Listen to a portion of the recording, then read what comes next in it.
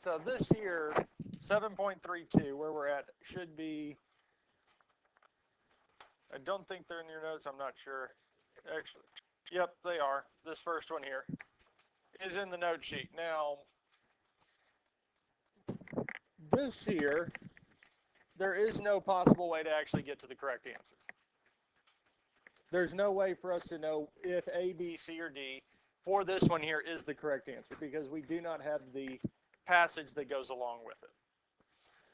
So actually getting to the correct answer is not what we want. What we're actually looking for is identifying two main things.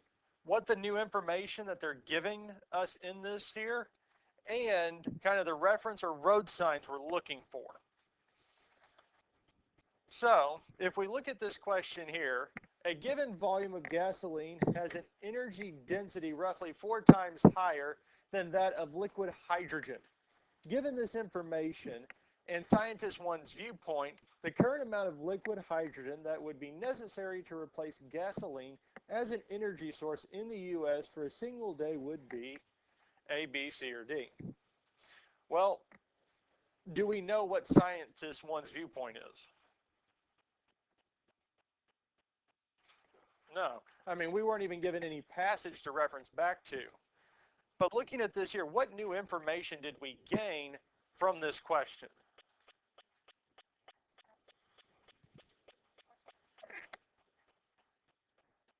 Right, because if we read this here, that seems really weird that they would throw that in, yes?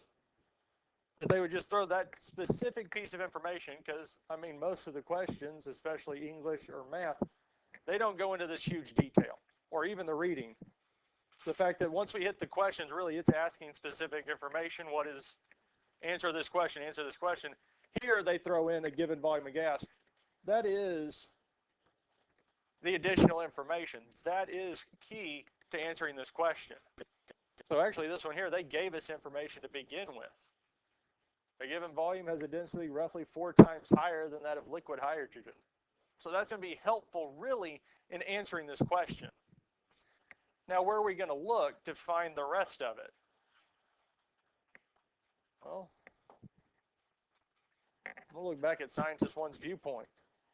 Because if scientist one's viewpoint can give me a daily amount of gasoline, replace gasoline for a single day, well, I can take whatever that amount is and multiply it by 4. Because then I would need to know, that would give me how much hydrogen, liquid hydrogen we would need. And all of these here would work. We just need to figure out which one it was.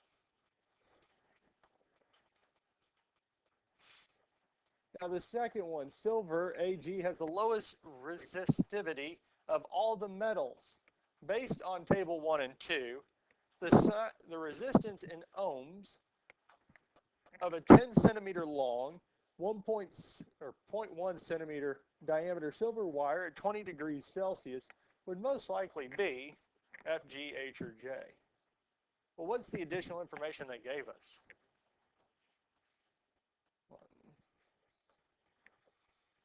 Silver has the lowest resistivity of all the metals. That is like the additional information that we need. Okay, so it's the lowest of all the metals. And where are we going to look to find out a little more information? Table 1 and 2. So it's the lowest resistivity of all metals. I'm going to look at table 1 and 2. Now, most likely, the fact that it is 10 centimeters long and has a 0.1 centimeter diameter, silver wire at 20 degrees Celsius may or may not be important. Because if we look back at table 1 and table 2, and it tells us, well, all the metals that we're looking at are 10 centimeters long and have a 0.1 diameter, it doesn't make any difference. We're just looking at what the substance is. And most likely they are, and it's going to be at 20 degrees Celsius. It's just additional information they gave us. But that's it. Questions on this here? All right. Let's look at number 3. Many different elements are formed inside stars over the course of their lives. Based on student one's model, a star exploding in a supernova would most likely cause A, B, C, or D? Well, what are we saying the new information is? Well, most likely it's going to be the first sentence. Many different elements are formed inside a star over the course of their lives. And well, we would look back at student one's model to really glimpse at what's going to happen. Water is separated into hydrogen, oxygen, silver, and germanium combined to find gold. Heavier elements to be destroyed in the explosion, elements to be disappeared across space. And the last one. The results of an astronomical survey suggest that light that has become more red-shifted has been traveling for a longer time period than light that is less red-shifted. How would scientists 2 explain this result? Scientists 2 would most likely argue that the higher redshift indicates F, G, H, or J. Well, what's our new information? Well, light becomes more red-shifted the longer it is away, or the longer time period it has traveled. And where would we be looking at this here? Scientists 2. The light has been traveling longer, allowing for more time for it to pass through space. The light was emitted from a source already traveling away from Earth. Most likely this is actually going to be G, but that's neither here nor there, because actually light, as it travels away, if I'm remembering correctly, actually has more of a red shift. So that's how scientists can actually use infrared to determine if planets or stars are going away from us or closer to us, is actually the shift in light. But that's not something I think most of y'all would cover. I only covered it because I read Stephen Hawking's Brief History of Time, and he covered that. But that's not, if you want to read it, it's actually quite interesting, but it's not light reading because it's also Stephen Hawking. So yeah.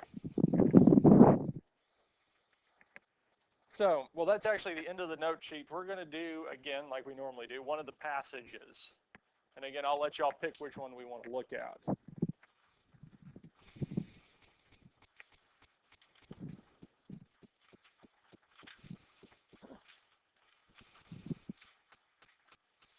So we have passage 1 talking about, because they're all dealing with frictional coefficients and friction and springs. One of them's dealing with springs.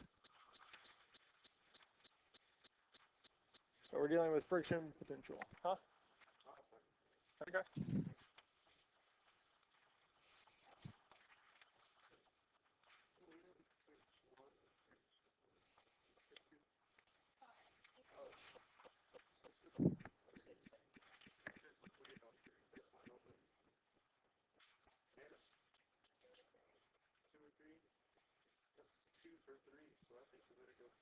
All right.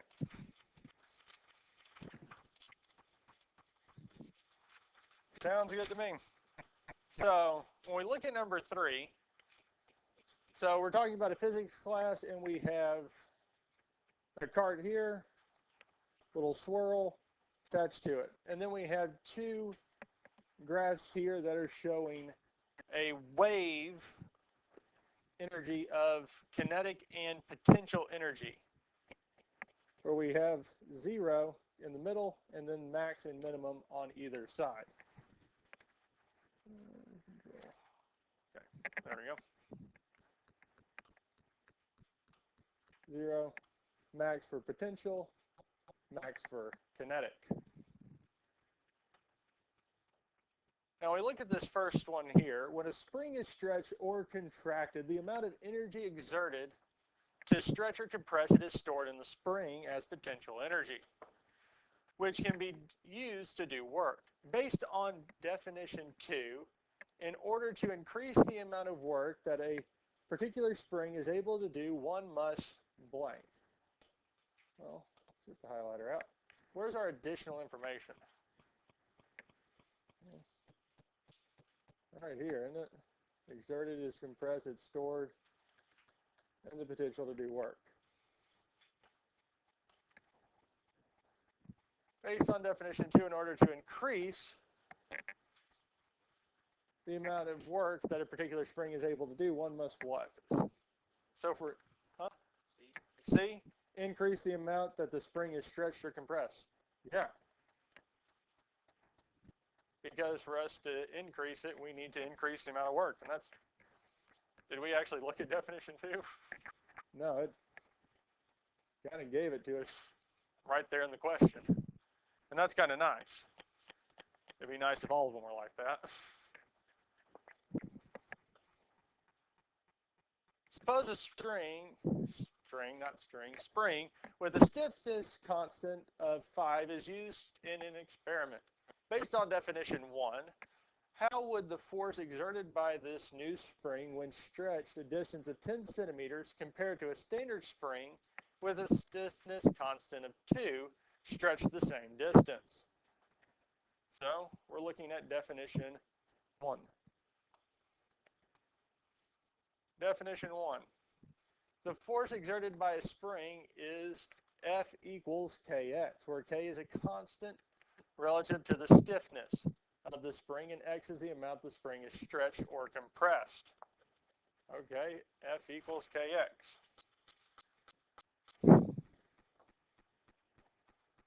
So the force exerted would be greater than X, is the same, and K is larger in the new spring, or the force exerted would be less since X is the same and K is smaller.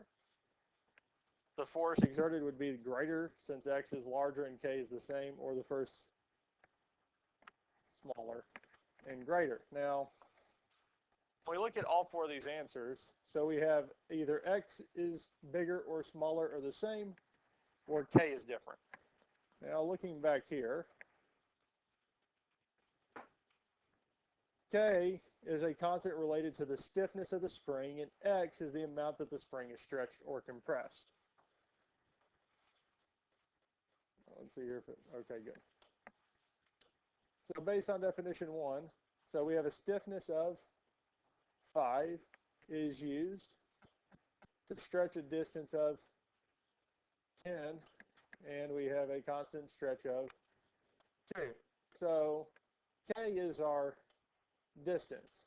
Is the distance for these two going to be the same or different? The force being exerted on the string. Yep. Right. K is yes, thank you. So this should be X.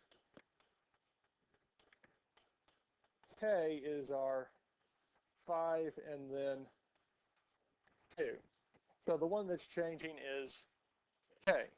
So if we look at all these here, so the force would be greater since X is the same. Okay, F is fine. The force would be less since X is the same. Okay, that's good. H, the force would be greater since X is larger.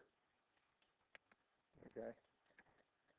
H is not going to work because it's saying that X is different. The force is smaller since X is smaller, and K is the same. No. Okay, so we're looking at F and G. G.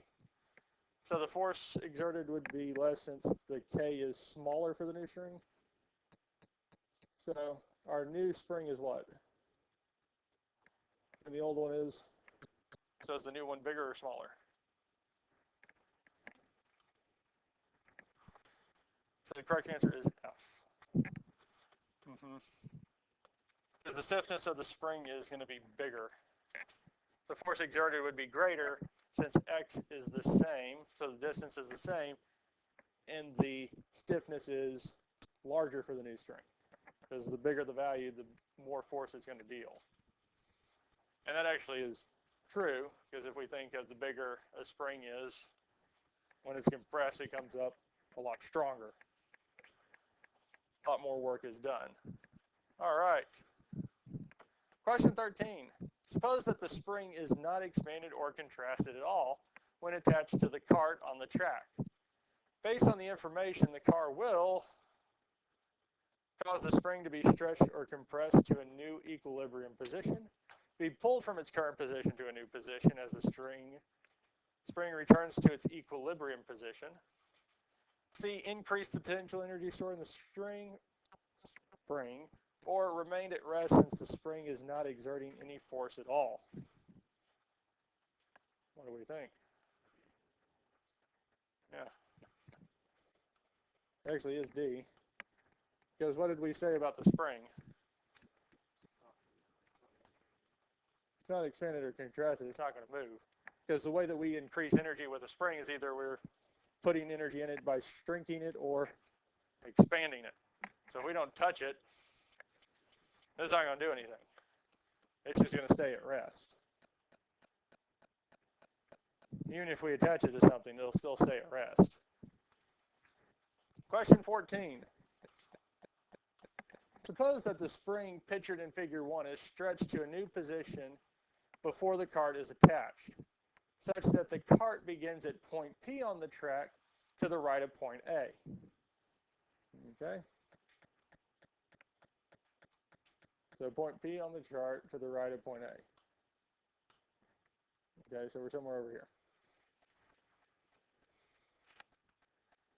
Based on definition 1, compared to the force in the spring pictured at equilibrium in figure 1, the force of the spring would be less than the distance the spring is stretched has increased, less because the distance the spring is stretched has decreased, greater because the distance the spring is stretched has increased, or greater because the distance the spring is stretched has decreased.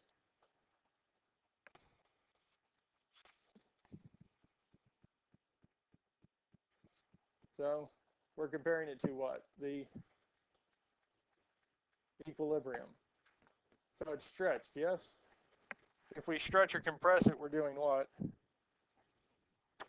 We're adding, it's going to be greater, yes? So F and G are most likely not going to be it. So we're looking at H and J. Which one of those won't work? J. Because if we're increasing one, the other one's not going to go down unless we're dealing with a spring that's inversely proportional to the stretch. So it's H.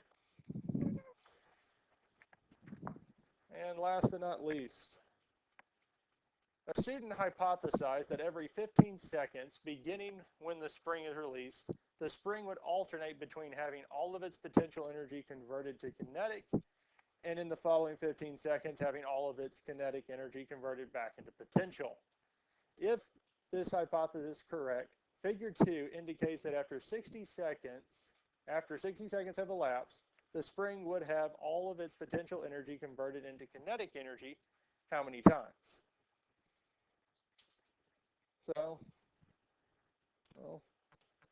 if we start at 0, after 15 seconds, so student hypothesis beginning when the spring is released, the spring would alternate between having all of its potential energy converted kinetic, and in the following 15 seconds go from kinetic back to potential. So after 15 seconds, it's all into kinetic. 15 would be potential, kinetic, and potential.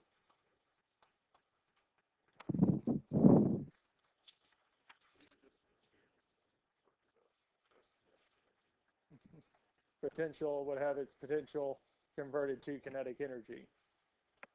Potential. So kinetic to potential, so we wouldn't count this one, but 1, 2. Because it just wanted kinetic to potential. Now the amount of times it did change from one to the other would be 4. Because I wouldn't count this point, but we'd have 1, 2, 3, 4. But that's it. Questions on this here? Hopefully the science section isn't seeming as daunting as before. Still not something I'd be